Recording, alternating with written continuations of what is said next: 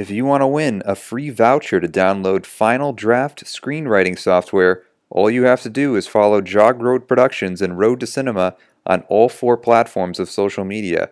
That's right, follow us on Twitter @JogRoad, like us on Facebook, facebook.com/JogRoad, subscribe to our YouTube channel, Jog Road Productions, and follow us on Instagram, instagram.com/JogRoadProductions. By following us on all 4 platforms of social media, you'll be entered into a contest to win a free download of the Final Draft screenwriting software brought to you by Road to Cinema and our friends at Final Draft. Welcome to episode number 33 of the Road to Cinema podcast, featuring Oscar-nominated director Brett Morgen of the new documentary KURT COBAIN, Montage of Heck, which is currently available to watch in the United States on HBO, HBO On Demand, HBO Go, and HBO Now. In the first ever fully authorized documentary about the Nirvana frontman KURT Cobain, director Brett Morgen was given unprecedented access into the archives of KURT Cobain.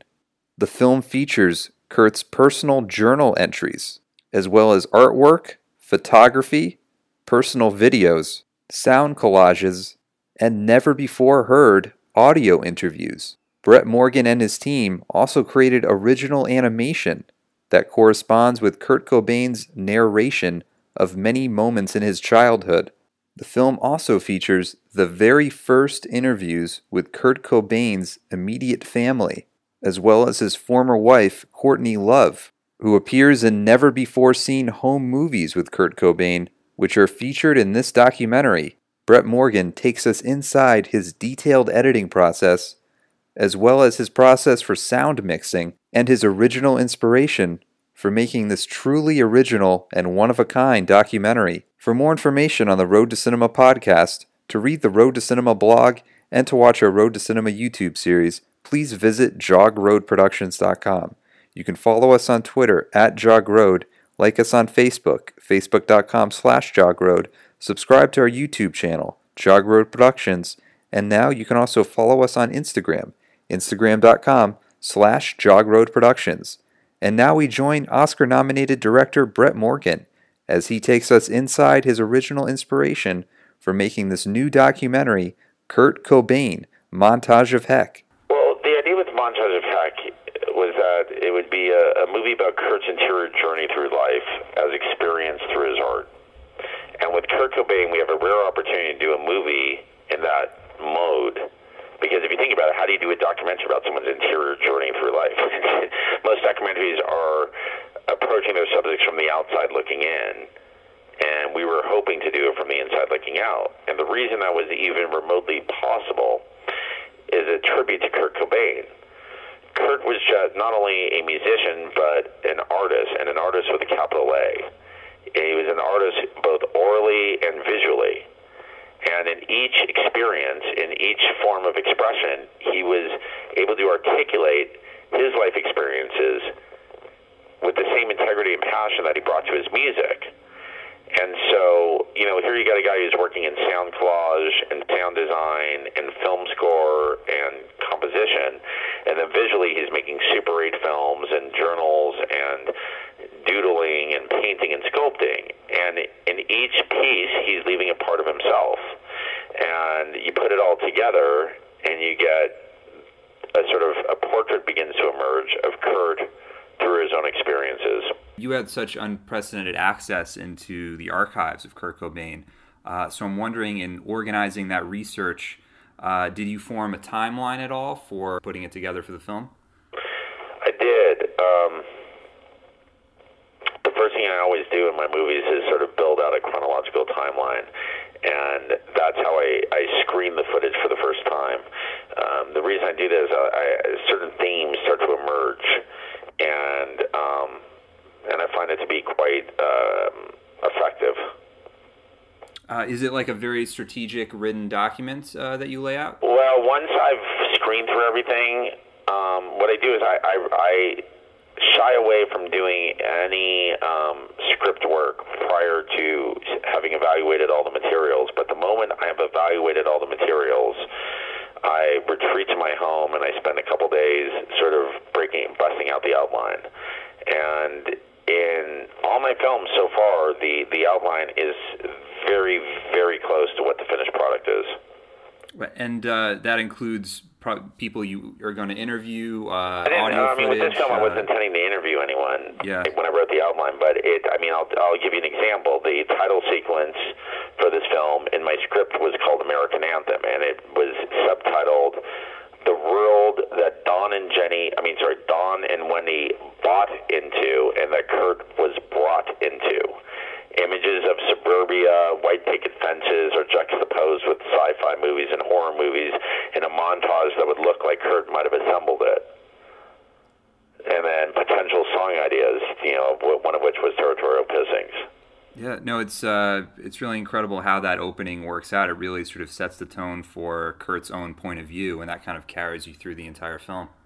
Well, we had an advantage that no other biographer had previously had, which is we had Kurt's mother, father, sisters' cooperation and participation, as well as the home movies that document Kurt's life from 6 months old to 8 years old. And when you think about it, Kurt's childhood plays a significant role in both his mythology as well as that of all of his all of the biographies, and yet none of them had ever been done with the participation of the family and the family footage. And as Kurt likes to say, it's all in the meat. It's all in the meat. Yeah, it's watching those home movies is really incredible, and going into sort of the movies of the home movies of Courtney of Courtney and Kurt. It really gives you such a sense of their relationship that's sort of beyond the tabloid headlines that have been out in so many years. When you saw that footage initially, what was your reaction, and did it sort of change your point of view on their relationship? The home movies? Yeah, of Kurt and Courtney. For sure.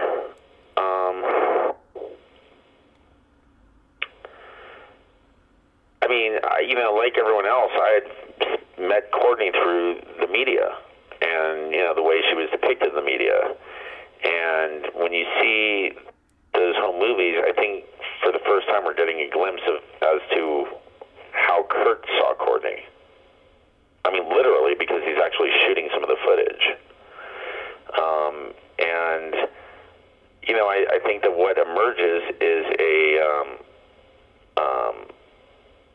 you see a couple that has that fiery, intense, passionate love that only 25-year-olds can have. There's such like an intimacy to those moments. That also, too, the animation in the film is so vivid, and you have a history of using animation. What was your point of view into going into the animation, and did you know specifically beforehand what parts of Kurt's life you wanted to animate? Well, I knew I was going to have to animate the journals and his artwork.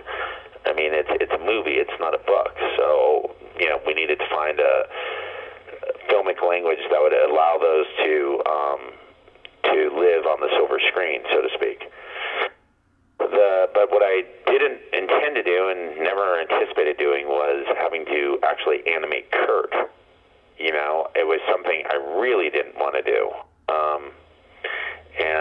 But I had all this amazing audio, and I had tried a bunch of other ways around it. I was trying to avoid animation, and, all roads led back to animation.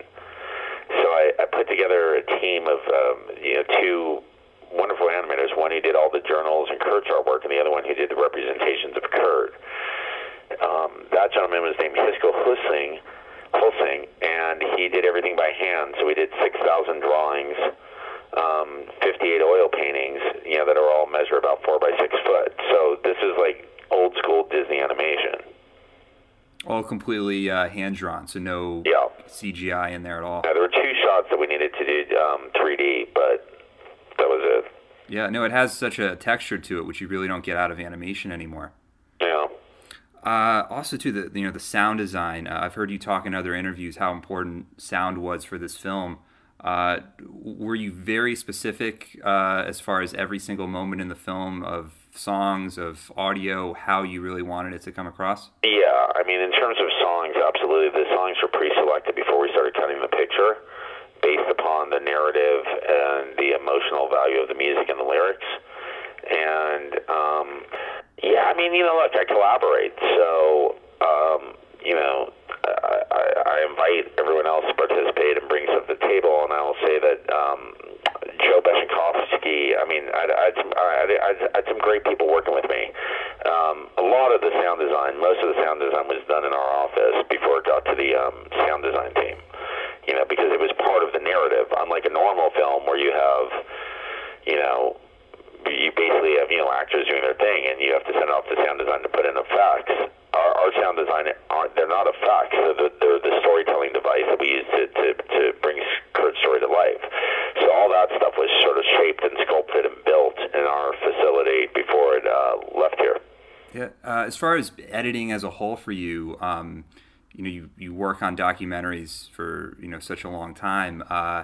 Just sort of the nature of them. How do you know when you're finished? Is there a way to really know? That's a great question. You know when you're finished when you've been screening it 4 times a day and you've run out of problems and you don't see any more problems. And let me tell you something, that is a rare situation.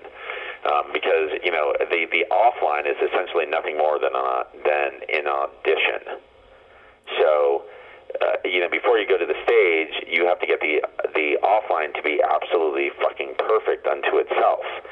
And, it seems like it's like almost like a existential task in that, you go through a cut of the film, you write your 8 notes, you go back, you fix those 8 notes, you screen the film again to make sure that it's working, and suddenly there's 8 more notes that have nothing to do with the original 8 notes.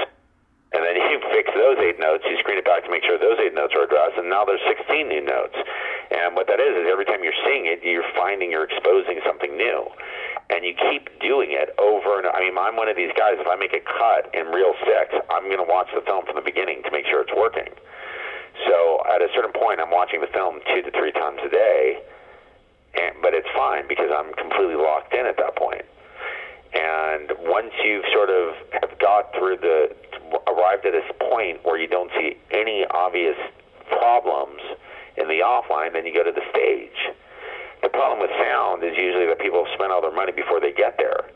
And so then you have to, you spend all this time, in this case, 8 years working on a film, and, by all means, you got to make sure that you're prepared to get to that mixing stage, because if not, once again, everything up to now has been an audition. This is the final performance. So we got in a situation with sound on our film where we had blown through our sound budget, and we had a hefty sound budget, and we were mixing on, I think it was stage 9 or 10 of Warner Brothers, which is where Chris Nolan mixes. I mean, massive stage. And I got a call from the Bond company saying that that was it, man, that, we didn't have any more contingency, that I'd gone through my allotment, and I very gracefully called them and said, listen, I understand the predicament you're in. What we're going to do is I'm going to sign a waiver so that you guys are completely off the hook, and I'm going to send my assistant over with the check covering all overages, and you guys are done. Yeah, I mean, that's incredibly brave of you to do, but you had that confidence going in that you knew that you could accomplish it. It wasn't easy. I mean, I kept going back after festivals to remix and remix and remix and remix, and finally, this weekend I saw it exactly the way it should be seen in the Cinerama Dome, and it was kind of liberating. Is it difficult as well because every theater has a different sound system, yes. has a different projection system? Yes, it's brutal. Is it really possible to go in and sort of tailor it to your yes. liking? Yeah. Yes. I mean, there's some theaters that, let's say, don't have surrounds, okay? Now that's just ridiculous. Like film festivals run into that. There's nothing you can really do there. I set the levels at every theater. I take everything into account, how big the room is, how many people are going to be in there. And I can usually sesh out a room pretty well to know if it's playing within point, I would say, I can guess it within 0.2. Meaning if I set it at 7.3 and I go in the room, I can tell if someone has dropped it to 7.1 pretty easily. When it's off, I can't watch the movie. And I just assume nobody else can. So I'm constantly sort of getting into it with projectionists. I got in this terrible fight in Berlin with this projectionist who said, she had done this to me. I set the level with her. I go back to my seat, and I knew it wasn't. Must have tweaked it after I left. I went back. I saw what she did. I called her out on it, and she said, "Well, I need to protect my audience." And I was like, "What do you mean your audience? They didn't pay to see your movie. They paid to see my movie, and you don't know what my movie's supposed to sound like." And I said, "They're my audience. What are you talking about? They paid to see my movie, and I need to give them the movie experience that they're paid for." So it's when you find a good egg in that world, I mean, you got to be, projectionists they control the keys, but I'm very frustrated by the fact that there is not a more universal I'm frustrated that the Academy does not enforce a more universal sound code. The reason you can't really do that is 7.0 plays differently in a small room than it does in a very large room. Yeah, and also the acoustics of every room must be a little bit different. Exactly. Yeah. For you, going through the editing process of this film after such a long time, was there anything that kind of surprised you about KURT Cobain, as well as in the research process? Anything that you really, that really took you off guard that you hadn't been aware of? Everything was a revelation. Everything was a revelation. There wasn't a day that I wasn't discovering something new, and it was adding to my whole experience with the movie. Yeah. And then just lastly, I just wanted to ask you if you have any advice about editing itself, because you're so involved with editing on every film that you do, and every film that you do is so editorially dependent. Is there any piece of advice that you could pass along about the editing process? Well, listen, this is the advice I would give to anyone who's pursuing a career in directing. You want to surround yourselves by the smartest, most talented people you can, people who are much more intelligent than you and gifted than you. But never be intimidated by that, because it is your film, and only you know what the film should feel like and sound like. So you have to be willing to get in there and mix it up. And, to me, editing, I can't give an overall general piece of advice because it's so specific to whatever type of film you're making. But I'm into texture. And I'm into when I'm talking about sound with the mixers on the soundstage, I'm often referring to, I'll say things like, I'm not feeling, I don't want to hear it, I want to feel it. And so I do a lot of work in the subs, and I do a lot of work in the surrounds by splitting up the sounds, because it's only then that I get separation, which is why the Cinerama Dome is my favorite theater to screen in the world, because the way it's shaped, you get this really clear separation in different tracks, as opposed to being in a small room where everything gets muddied up. I think editorially, I've been blessed to work with some amazing editors, and I've learned a lot from them. And I'm very into texture, and into an economy of use, and into pure Eisensteinian montage. The thing that I can't stand, I can't stand wasted opportunities. If I see a film and a documentary, and it cuts to someone driving a car, but they're not going anywhere, it's just for B-roll, I'm walking out of the theater, because I'm dealing with a missed opportunity, someone who's not guiding me on a journey. They just don't know what to show me, and if they don't know what to show me, I don't want to watch their movie. Yeah, no, I feel like every moment in all of your films is so specific. I just really want to compliment you on the film you did for ESPN, June 17th, 1994, which really you had so much footage to go through. You had no interviews, and it was just all archival footage and an original music score. And it's like one of the most suspenseful films I've ever seen. So bravo. Oh, thanks, really, man. I really appreciate it. Well, the one of the challenges of that film, when we started it, I said to